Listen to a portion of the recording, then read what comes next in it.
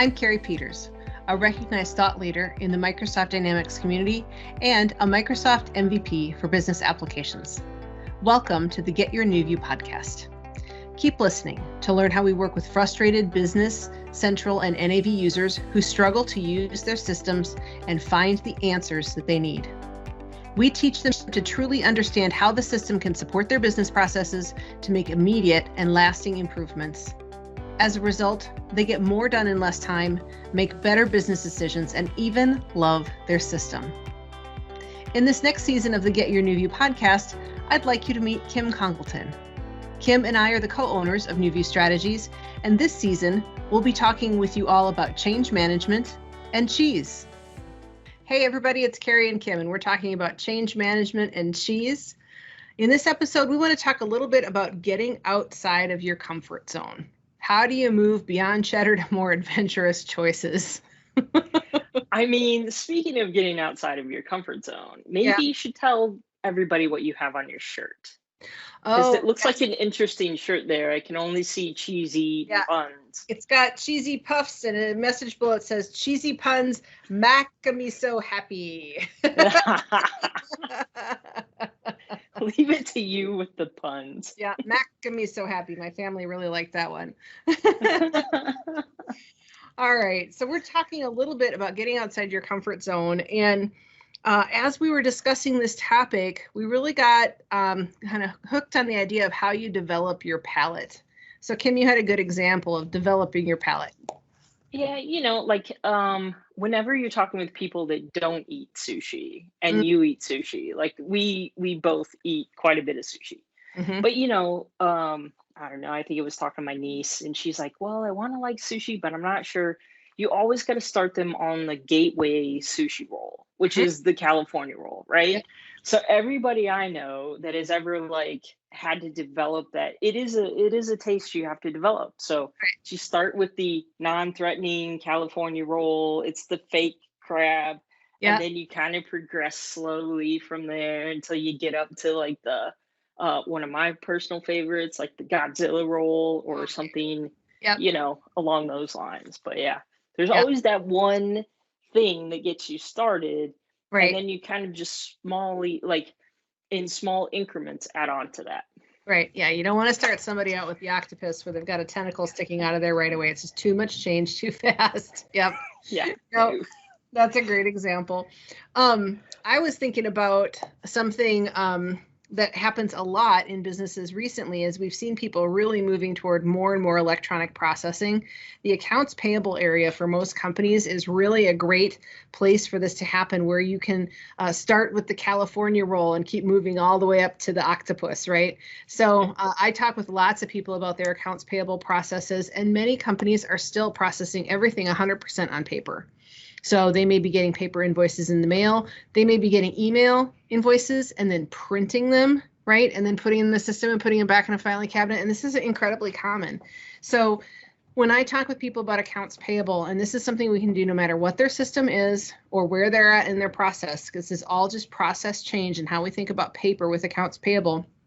The first thing to think about is, how do we stop receiving paper, right? Well, we ask our vendors to email us invoices, to send them to us electronically. And then what's the next step? The next step is that we never print that email out. We always take that attachment, right, and we attach it somewhere in the system. It could be in our ERP system. It could be in a file folder where we have a link to the name of what that folder is. There's lots of simple ways to make sure that any document we receive electronically stays electronic. And then we can even go further with that. Once we have people storing everything electronically, we can talk about eliminating data entry. How do we use things like optical character recognition to scan that electronic document to do the majority of the entry for us, so that all we need to do is review and post? So that's a very normal progression. And when you kind of think it through that way, it's really baby steps to get there. So it's getting out of our comfort zone, moving from paper all the way to electronic scanning of documents. And that's absolutely possible in a shorter period of time once you set your mindset that you're going to work through those different things. And it's a great way to break a project down so that you don't have to take all of that at once, right? We're starting with the California roll, not with the octopus. What other examples can you think of with the customers that we have? I think, where the other places, there's two other places that I can think of. One of them is in the warehouse. Hmm. So, going from doing everything on paper Hmm. to trying to implement a full-blown like automated solution in the warehouse Hmm. normally it's a very difficult project to do. And like the from here to here, it's a pretty wide jump, Yep. especially if your people are not familiar with mobile technology. So I think it's one of the places where you have two approaches you can use. You can do the small incremental changes. And first, maybe what you start doing is if they don't even track inventory at the bin level, you start tracking inventory at the bin level. And then you start, telling them, doing a little bit of directed pick, maybe a directed put, something like that. But like to your point, it's just the small changes and you get them used to that, and then you make the next change, and then you get them used to that, and then you make the next change. And I think what we've seen is that change will kind of start gaining momentum, like as soon as they have success with that first one, because you really want to be careful and make sure you pick something that they can have success with that first one. And then the next one, you got to be intentional about that one too. Like, they get two like quick wins, and all of a sudden they're asking you what's next instead of you saying, okay, now we're going to try this. And I think one of the best places that I've watched you do this at is when somebody says, well, I take 30 days to close my financials.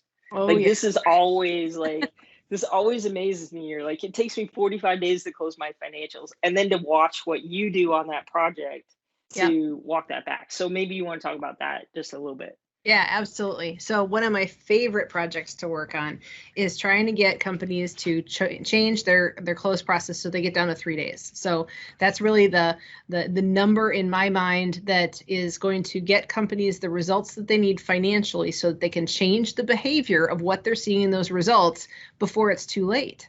So if companies are producing their financials every 45 days, by the time the financials have gone out, they're a month and a half past that, and they really can't change that behavior for the next time. So it takes a lot longer to have a win. So when I work with companies on how to get their close down, we start by making a close schedule, and we'll start at where they're at, right? So what are we doing today to make it 45 days, right? And what can we do to take that down to 40? And that just involves deciding, right, when we have these processes, what can we do differently? Some of it is what can we eliminate? Some of it is what can we do earlier? Some of it is what can we coordinate in a different way among different department members? But absolutely without fail, and it does take some time, right? This is not an overnight project. This is another one of those baby step projects. You can move from a 45-day close to a 3-day close if you work on it iteratively with the mind set of there's a bigger benefit there that makes it worth it to make these changes. So I love seeing companies accomplish that project in particular because it's so incredibly impactful. Yeah, it's pretty impressive to see. I mean, and it's crazy how, I guess, and coming from the IT side, I never realized how many companies take that long to actually close their books. Mm-hmm. So it's always interesting to see you go through that process with different companies and see the results, but it almost like never fails that as you get closer to the end, they start going faster. Like Yeah. you start going faster with them. Yeah. Yeah. They truly gain momentum, and at a particular point in the project, they'll stop needing a coach, right? They're able to Yep. do it on their own, and it truly is because it puts everybody in the habit of change, and not the change for change's sake, right? Change for the sake of good, and that building of the continuous improvement. It's just like any other habit you build, right? You change your eating habits, you change your exercise habits, all of those different things that we do to become healthier. Changing our mindset at work, right, about how we can continuously improve and make things better. If you exercise that habit, you're going to build it. So, and it's a beautiful result when we see that happen. Yep. Good stuff. All right, here's our assignment for you guys who are listening. Take a look at that big old list of projects again, pick a few, and figure out how you can go beyond. Right? Just pick one or two and think about the examples that we had with the warehouse, with accounts payable, with month-end close. What are those things that you can go one or two steps beyond? where you could take a small step today and a small step tomorrow and then maybe a bigger step the next day. And how does that fall into your list of priorities? And what is that going to change, what you can accomplish, and how your team thinks about continuous improvement? All right, so we're talking about getting out of our comfort zone, right? When we talk about cheese, right, I think that the base cheese that we can always start with is cheddar, right? Yep. And I think I have a medium cheddar that I picked. I actually picked it from a company called Tillamook Creamery out of Oregon. They use NAV and Business Central, right? So they've been a longstanding NAV and Business Central. So I saw their cheese at the store. I had to start with it. So this is a good square piece of cheese, very traditional and a great start, right? But if we want to move beyond this traditional cheese, where are we going to go today, Kim? Well, I would say, like, when I started like tasting different cheeses and started kind of like doing some of that stuff, this was probably the next one I went to.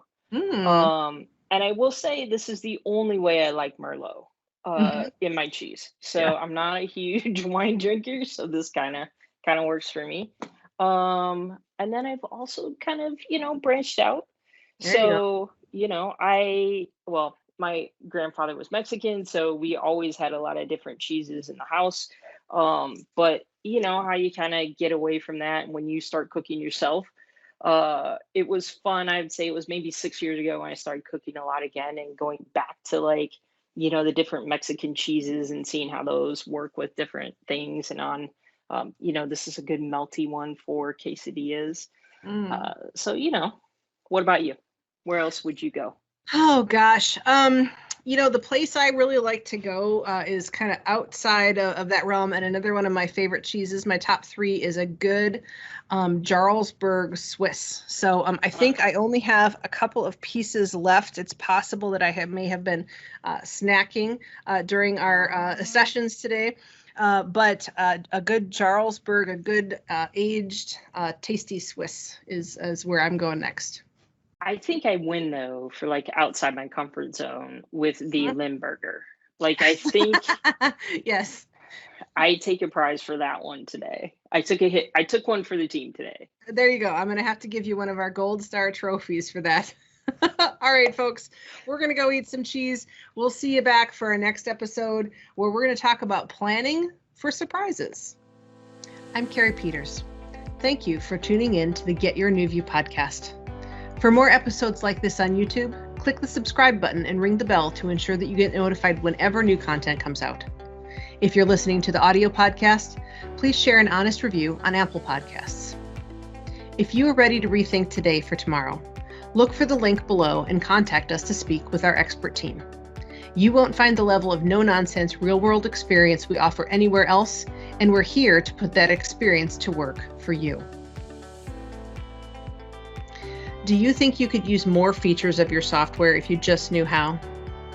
Are you frustrated with inefficiency that never seems to get better? Did your team ever really get good training to understand how to use your business software? Do you suspect there just has to be a better way and you don't know what it is? We believe every company can benefit from increased efficiency and higher utilization of their software, and that it's possible to have fun while learning exactly how to do that. The experts at NewView Strategies work with frustrated Business Central and NAV users who struggle to use their system and find the answers they need. We teach them to truly understand how the system can support their business processes to make immediate and lasting improvements. As a result, they get more done in less time, make better business decisions, and even love their system. Please contact us at getyournewview.com to get started.